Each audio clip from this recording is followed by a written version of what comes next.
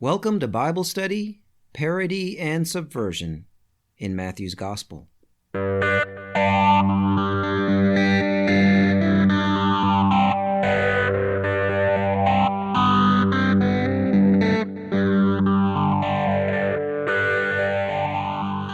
couple of quick notes I want to start off with before I get into the substance of this episode. One is that while I've been slowing down and getting some of the episodes out, I've actually been more productive and gotten them out faster than I thought I was going to be able to. But this one has, for various reasons, taken me a little longer. Hopefully I can get out future episodes faster, but I can't make any promises. So I appreciate your patience as I work to get out these episodes that I hope are worth listening to and aren't rushed. The second is that, as you may have noticed as you were clicking on this episode and noting how long it is, the episode is considerably longer than any of the other regular episodes so far. Some of the bonus episodes, such as the interviews, have been much longer, but the regular episodes have been usually 15 to 25 minutes.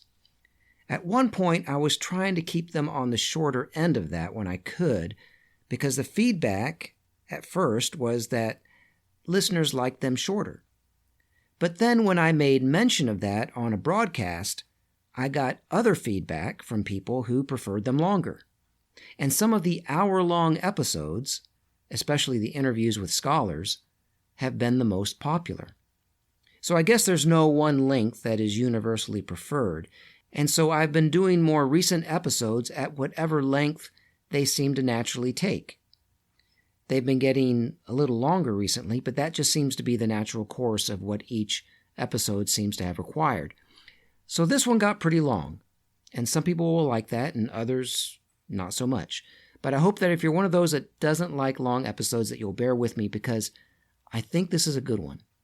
Anyway, in this episode, we will look at the parable of the workers in the vineyard in Matthew 20, 1-16. Not to be confused with the parable of the vineyard tenants, which comes later. This is the one where some of the workers complain because they work a full day and get paid the same as those who work only a partial day.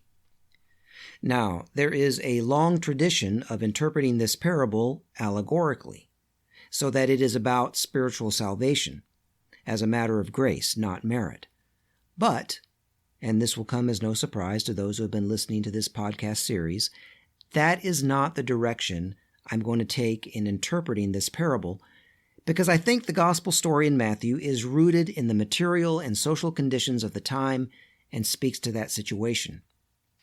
While some earlier parables are more metaphorical and do even employ some allegory, this parable is probably, of all the parables, the least metaphorical or allegorical and the most realistic in terms of its scene and setting.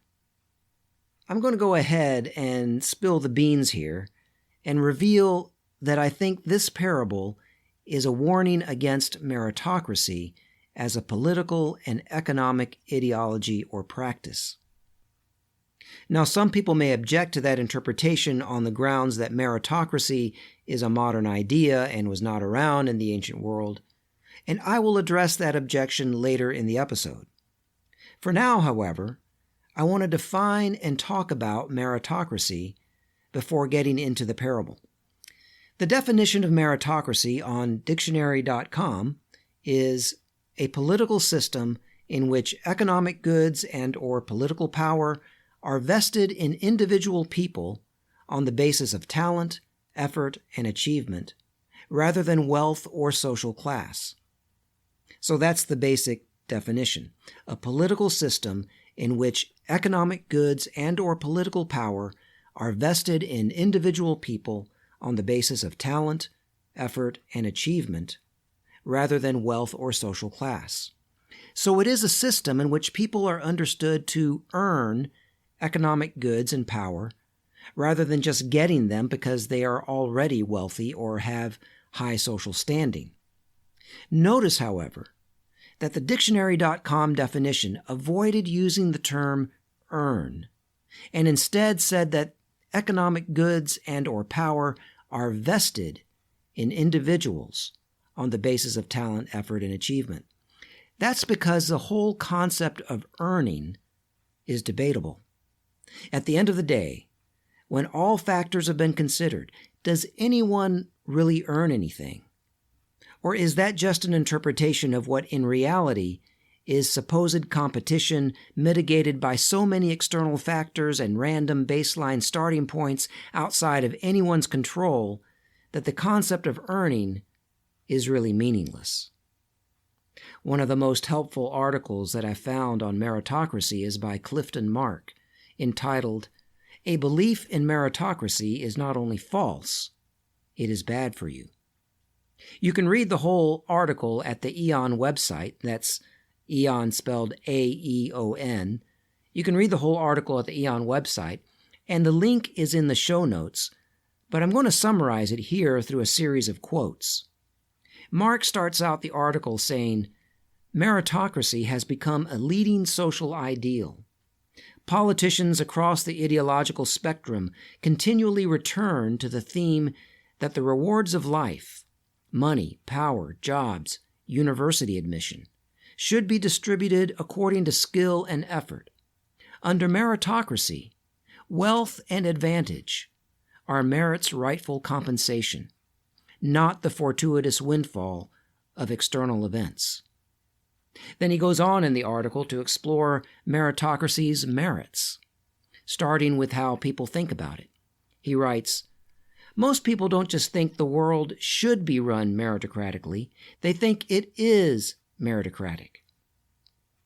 After citing polls that bear that out, he then says, "Although widely held, the belief that merit rather than luck determines success or failure in the world is demonstrably false. This is not least because merit itself is, in large part, the result of luck. Talent and the capacity for determined effort, sometimes called grit, depend a great deal on one's genetic endowments and upbringing. This is to say nothing of the fortuitous circumstances that figure into every success story." Through these initial observations, Mark pulls back the veil to reveal the faulty assumptions of meritocracy. But he does not stop at faulty assumptions. Mark presses on with his prosecution by exposing the moral and mental health dimensions of meritocracy. He writes, "In addition to being false, a growing body of research in psychology and neuroscience suggests that believing in meritocracy makes people more selfish, less self-critical, and even more prone to acting in discriminatory ways. Meritocracy is not only wrong, it's bad." Mark goes on in the article to cite and describe psychological experiments that bear out his charge of meritocracy's moral depravity, and concludes that, as a society, we need to reject meritocracy. And I think Jesus in Matthew agrees. My name is Bert Newton, and this is Bible Study, Parody and Subversion in Matthew's Gospel.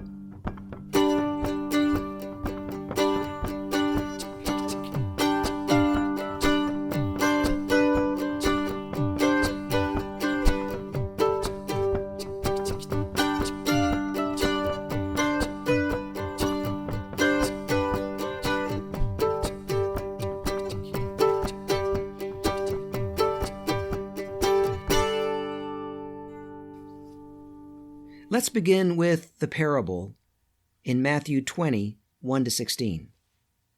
"For the kingdom of heaven is like a landowner who went out early in the morning to hire laborers for his vineyard. After agreeing with the laborers for a denarius for the day, he sent them into his vineyard. When he went out about 9 o'clock, he saw others standing idle in the marketplace, and he said to them, 'You also go into the vineyard, and I will pay you whatever is right.' So they went. When he went out again about noon and about 3 o'clock, he did the same. And about 5 o'clock he went out and found others standing around. And he said to them, 'Why are you standing here idle all day?' They said to him, 'Because no one has hired us.' And he said to them, 'You also go into the vineyard.' When evening came, the owner of the vineyard said to his manager, 'Call the laborers and give them their pay, beginning with the last and then going to the first.' When those hired about 5 o'clock came, each of them received a denarius. Now, when the first came, they thought they would receive more, but each of them also received a denarius.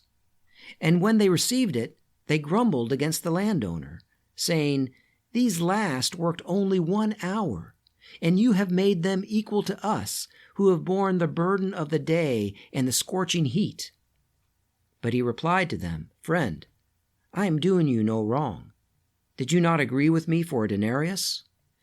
Take what belongs to you and go. I choose to give to this last the same as I give to you. Am I not allowed to do what I choose with what belongs to me? Or are you envious because I am generous? So the last will be first, and the first will be last.'" Now, this might sound like a story about a generous landowner who overcompensates his day laborers. In fact, the landowner even states that he is generous, according to the NRSV translation, which is not very accurate there. The better translation is that the landowner says that he is good. But considering the ancient socioeconomic and cultural context, as usual, changes everything. The landowner, depicted here, is a very wealthy man. He owns a vineyard, which means he makes his money from a cash crop. He's not growing food that feeds people. He produces a luxury good, consumed primarily by the wealthy. Also, vineyards required significant initial investments before they became productive and profitable, so only a very wealthy person could even start one. He hires day laborers. Warren Carter explains that these workers were a readily available pool of cheap labor for wealthier landowners and urban dwellers, commonly uprooted from peasant farms taken over by wealthy landowners after foreclosing on debt, or forced from family plots because they could not support the household.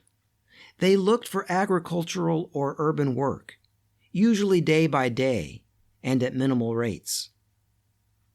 In other words, the land that the landowner hires them to work on is land that used to belong to families such as theirs, perhaps even their families. After acquiring peasant land, the elites would hire the now landless peasants to work that same land. That's the historical situation that we are dealing with here. Which brings up the question of the Jubilee, the old Israelite law of the Super Sabbath year, which required the land to be returned to its original owners every 49 or 50 years. This law obviously was not being followed. It is likely that this law, laid out in Leviticus 25, was never actually practiced. But it was not forgotten. The prophets frequently mention it.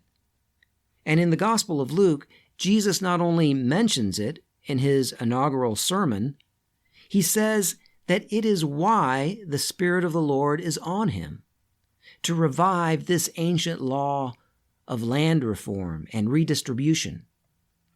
But in this parable, the cruel reality that this law is not being followed is part of the stark backdrop that the original audience likely understood. If the law were being followed, the landowner wouldn't be so rich and would have returned most of his land to the peasant families, and the day laborers would not be landless. The landowner pays a denarius. This is not generous, nor is it just. And it's the one place where I went ahead and changed the NRSV translation. Where the Greek has denarius, the NRSV actually has the daily wage, which could lead comfortable middle-class modern readers to think that it is a fair wage. The landowner even refers to what he will pay the second group of hires as whatever is fair, whatever is right. But a denarius is not fair, even for partial day workers, so I changed it to be consistent with the Greek. The scholarly consensus does seem to be that a denarius for a day's work was the going market rate for a day laborer. But the market rate is not necessarily just or fair.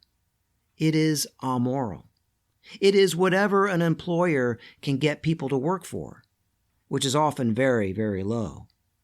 That is why today we have minimum wage laws and unions that can fight for a living wage. And in the case of day laborers in the first century, a denarius was likely not enough to support them and their families. The parable even reflects the reality of an oversupply of laborers, as indicated by the laborers continually being available throughout the day, which meant that the employers had the upper hand in setting the wages, and that the day laborers did not work every day.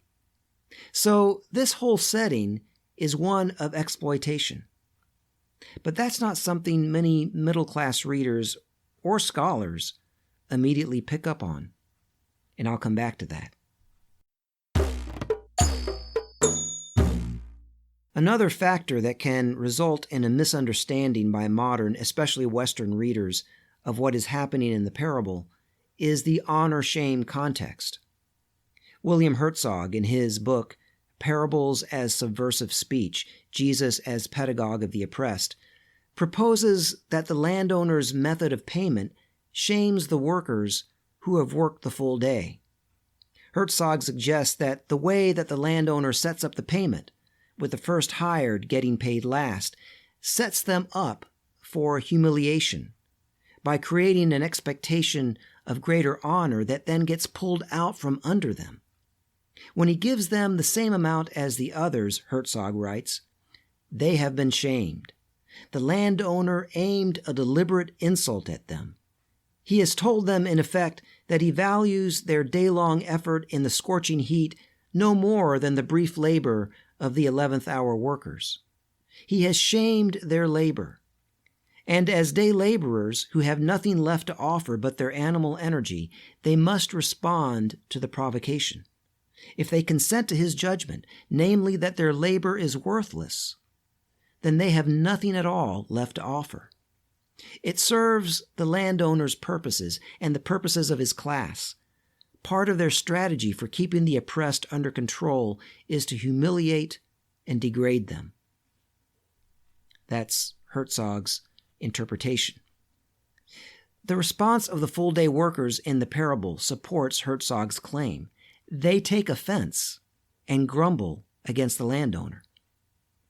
That supports what Herzog is saying, but I want to offer an additional insight into this parable, and it has to do not only with what is happening in the story world of the parable itself, but also in the reaction of the original first century audience.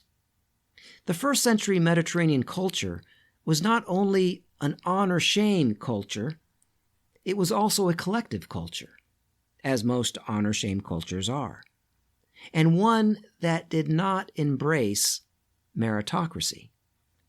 In such a culture, a working-class peasant audience and those sympathizing with them, which is the audience of this story, would be disappointed in the workers for falling into the landowner's trap. The working-class peasant audience hearing this story would be disappointed in the workers for falling into the landowner's trap. Yes, they see the landowner trying to divide the workers by bringing shame on those who work the full day, but they also value the collective unity of the workers. They're a collective culture. They value unity. That is a primary value for them. The response of the full-day workers breaks this unity. It breaks solidarity. They are acting as individuals, as individualists, and they are shaming the workers who did not work as long as they did, as if those workers should naturally be penalized for the misfortune of being hired after them. The full-day workers allow themselves to be divided from their working-class brothers. The actual complaint of the full-day workers is that the landowner has made the others equal to them. In verse 12, they exclaim, "You have made them equal to us." Their objection is to equality with their co-workers. They are not complaining only that they should be paid more. In fact, they don't even say that.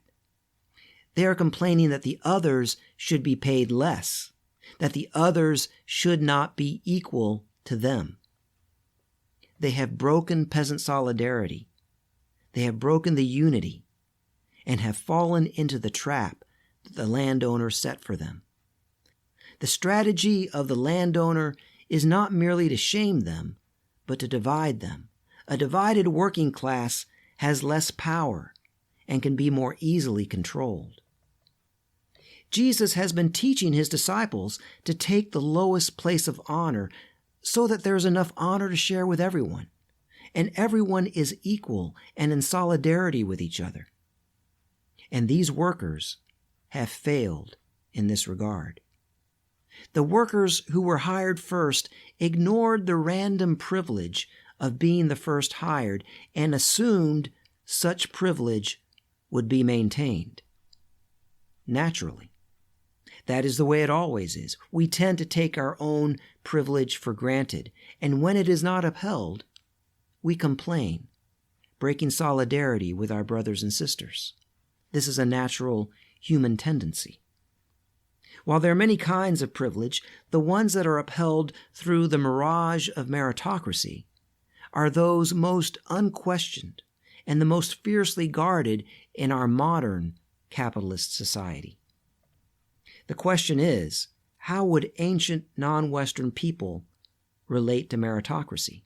If meritocracy was not a thing in the ancient world, why would Jesus tell a parable that addresses it?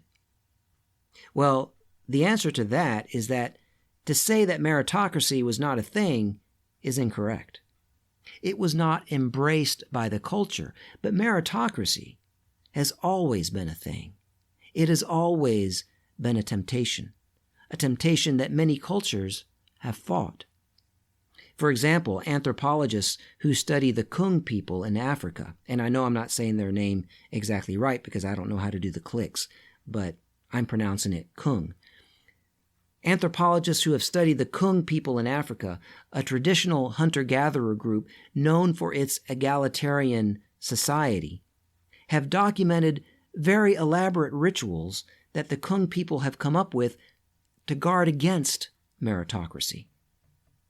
Nancy Bonvillain, an anthropologist and linguist at Bard College at Simon's Rock, gives this example. The Kung have rituals to prevent arrogance among male hunters. When a man kills an animal, he does not take it directly into the settlement, but leaves the body and returns as if he were unsuccessful. An older man will inquire about his hunt and remark upon his failure, to which the hunter must avoid credit and accept humility. The next day, a group will go and they will see if some small animal was nicked by an arrow. Upon finding the animal, the hunter will be reassured of the little value of the kill, which is finally returned. Additionally, the kill may not belong to him, but to the person who gave him the arrows, man or woman, who then follows rules on how to distribute the meat to everyone in the group. So here is a very primitive society with a very sophisticated ritual to resist the temptation to meritocracy so that everyone gets their basic need for food met. The Bible also gives evidence of rejecting the temptation to meritocracy through its theme of providing for all people according to need. The story of God providing manna for the people of Israel in the wilderness is a primary example. Exodus 16:16-18 reads, "This is what the Lord has commanded. Gather as much of it as each of you needs, an omer to a person according to the number of persons, all providing for those in their own tents." The Israelites did so, some gathering more, some less. But when they measured it with an omer, those who gathered much had nothing over, and those who gathered little had no shortage. They gathered as much as each of them needed. Interesting. In this story, everyone gets just what they need, no matter how much they actually gathered. Some gathered more, some less, but when they measured it, they all had 1 omer per person in their tent. That means that getting out early to out-hustle your neighbors was no good. You could try it, but you still ended up with only what you needed. This theme continues into the New Testament, most famously in Acts 2 and 4, which talk about the early church in Jerusalem owning all things in common and providing for each person or household according to need. Less famously, however, the theme of common ownership arises in the story right before this parable of the workers in the vineyard, the one covered in last week's episode, the story of the rich man coming to Jesus to ask about eternal life. In that story, Jesus tells his disciples that all who have left homes and families to join the movement will receive 100-fold brothers and sisters and houses. In other words, through common ownership, everyone will have what they need. There is no concern about earning one's keep. It's a new family. And in a family, everyone is taken care of. And just to make sure that they understand that there will be no meritocracy among them, Jesus tells the parable of the workers in the vineyard. That we are supposed to link the teaching of common ownership that comes right before this parable with this parable is evident not only by it directly preceding this parable, but also by the final sentence in each passage, a declaration about the great reversal. The first shall be last, and the last shall be first, which is actually the great leveling. Both passages end with that line, and the great reversal, or the great leveling, is also built into the parable, where the workers hired last are paid first, and the workers hired first are paid last. We are meant to link the story and teaching in the previous passage to this parable. So the common ownership of houses in a new family is linked to the warning against the temptation of meritocracy, which divides people. This new society is a new family, where everything is owned in common and all needs are met. There is no meritocracy. It is not a hierarchy of any kind. The gospel story includes a warning against meritocracy because it is a near universal temptation among common people. When all other hierarchies are overcome or are not identified, meritocracy is always there, waiting to be the new hierarchy, one that promises even to distribute its rewards fairly. What could be fairer than for rewards to go to those who work the hardest? It's so natural that even a scholar who is attuned to power dynamics, who is trying to read the text from a liberationist perspective, can fall into the meritocracy trap. Herzog recognized the exploitation of the workers as the setting of this parable, whereas many scholars before him did not. And he did well to identify the attempt of the landowner to divide the workers through shaming some of them. But then he fell into the trap himself. He agreed with those workers as they complained, not about their right to more pay, but that the other workers were made equal to them. That seemed right to Herzog. There should be a differentiation in pay. After all, academia, which is Herzog's world, the one in which he achieved success, is a meritocracy. So it's not a surprise that he should agree with the full-day workers and fall into the trap set for them. And that brings us back to the article by Clifton Mark. Mark writes about how easy it is to fall into the trap of meritocracy. He describes psychological experiments that have revealed how deceptive it can be. He describes the ultimatum game, an experiment common in psychological labs. In this game, one player is given some money and told to propose a division of this money between himself or herself and another player. If the other player accepts, they get to keep the money. If the other player rejects the offer, then neither of them gets anything. Thousands of repetitions of this game with thousands of participants have resulted usually in proposals of fairly even splits. One variation on this game, writes Mark, shows that believing one is more skilled leads to more selfish behavior. In research at Beijing Normal University, participants played a fake game of skill before making offers in the ultimatum game. Players who were falsely led to believe that they had won claimed more for themselves than those who did not play the skill game. Other studies, he writes, confirm this finding, and other studies do confirm that finding. Paul Piff, a psychologist at UC Berkeley, has run many similar experiments. In one of these experiments, two people are paired up in a Monopoly game. One person is given an advantage over the other. That person starts out with $2,000, where the other person starts out only with $1,000. The advantaged person also gets to roll 2 dice, as opposed to the other person who gets to roll only 1. And when the advantaged player passes go, he or she gets $200, whereas the opponent only gets $100. Of course, the advantaged player wins, but when questioned about whether they deserve to win, there is a significant tendency among the winners to attribute their winning to skill. There's a great 8.5-minute video about Piff and his work by PBS that I've linked to in the show notes. You've got to watch it. It's really well done, and it's amazing. Clifton Mark, in his article, goes beyond experiments done in labs and also cites evidence for meritocracy's corrupting influence in the real world. He writes, "Simply holding meritocracy as a value seems to promote discriminatory behavior."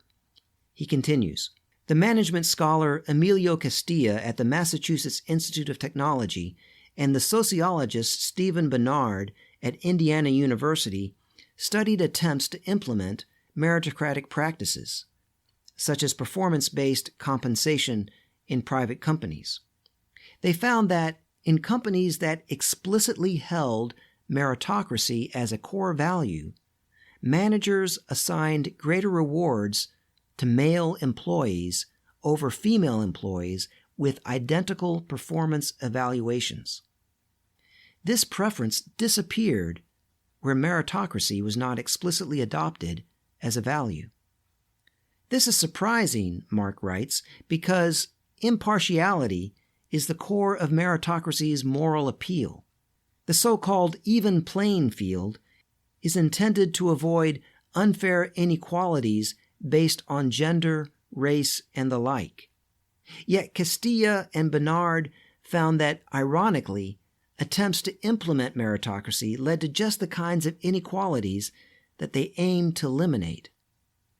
They suggest that this paradox of meritocracy occurs because explicitly adopting meritocracy as a value convinces subjects of their own moral bona fides.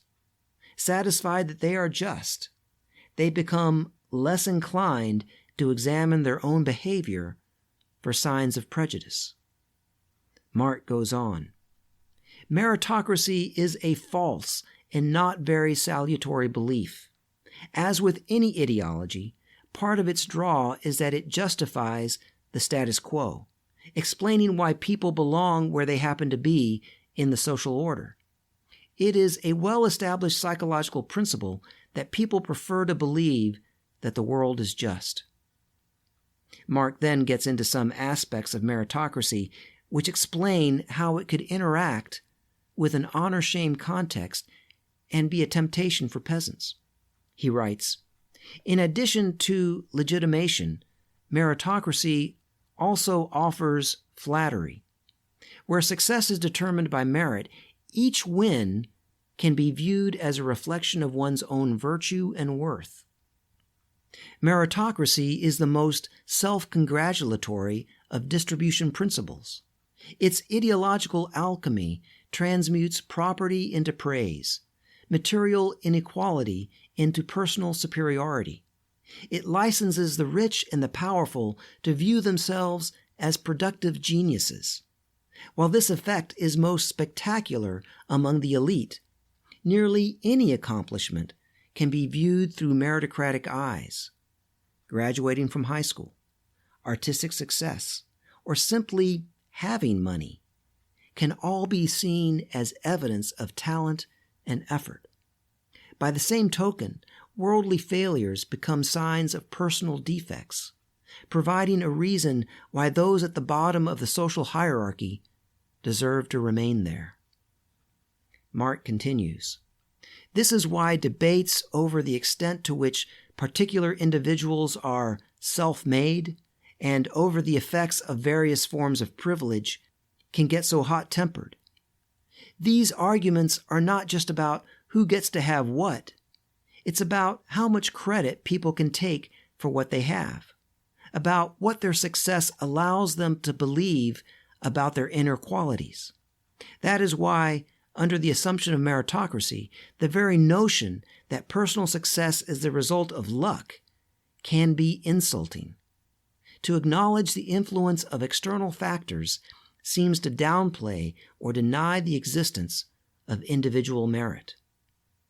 Mark then concludes, "Despite the moral assurance and personal flattery that meritocracy offers to the successful, it ought to be abandoned, both as a belief about how the world works and as a general social ideal. It's false, and believing in it encourages selfishness, discrimination, and indifference to the plight of the unfortunate." And I would add to that, going back to something I mentioned in the beginning of the episode, that the whole idea of earning needs to be rejected. This concept gets invoked whenever we want to justify wages or wealth, but any close inspection of the distribution of wages in our world will reveal that it is neither fair nor rational. Supposedly those who work the hardest earn the most. But as George Monbiot once said, "If wealth was the inevitable result of hard work and enterprise, every woman in Africa would be a millionaire." The true situation is that people who work in air-conditioned offices on Wall Street, speculating and often destroying businesses and jobs to extract wealth, get paid the most, while those who toil in the hot sun harvesting our food, without which we would all die, get paid the least. And so I want to quote here perhaps my most favorite paragraph, my most favorite quote ever in the whole world. It is from the science fiction writer Ursula K. Le Guin. Repudiating both moral and economic meritocracy, she writes, "For we each of us deserve everything, every luxury that was ever piled in the tombs of the dead kings. And we each of us deserve nothing, not a mouthful of bread in hunger. Have we not eaten while another starved? Will you punish us for that? Will you reward us for the virtue of starving while others ate? No one earns punishment. No one earns reward. Free your mind of the idea of deserving, the idea of earning, and you will begin to be able to think." My name is Bert Newton. The music for this episode has been provided by Bob Nolte and David Martin. Please spread the word about this podcast and give us 5-star ratings and glowing reviews, not because we earned them, but so it will draw more people to the podcast and we can get out the message of Jesus' new society of grace and liberation. Thank you for listening, and thanks to all who have supported this podcast in all the various ways that you have done that. This has been episode 51 of Bible Study, Parody and Subversion in Matthew's Gospel.